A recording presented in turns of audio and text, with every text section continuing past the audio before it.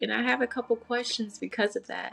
Because you're such Absolutely. a prominent figure in the Atlanta scene, especially dealing with people of color, minorities, underserved communities.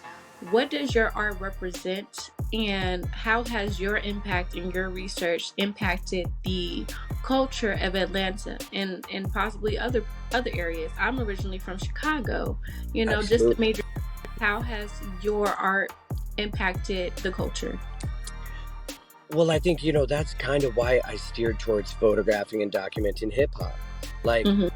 I grew up in a time in hip hop where you'd turn on a radio and you'd hear somebody like a DMX or like a Biggie or like a Tupac. And I had a very difficult upbringing with my father figure in my life and my mother. My mother was addicted to drugs when I was younger, and my mother was in and out my life for the majority of my life. And my father was an extremely abusive, just not a nice person, physically abusive human being. And so naturally when I was growing up, I resonated towards like DMX, like Slipping and Falling, or certain records where it was like Tupac, like Dear Mama, like having these conflicted feelings internally, like feeling a certain level of like a struggle.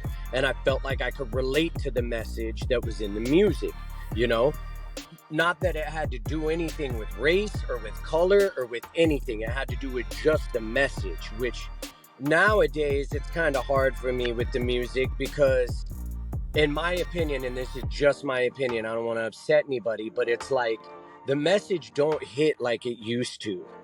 In the late 90s, early 2000s, there was a message that came through with the music where it was like, yo, I feel that.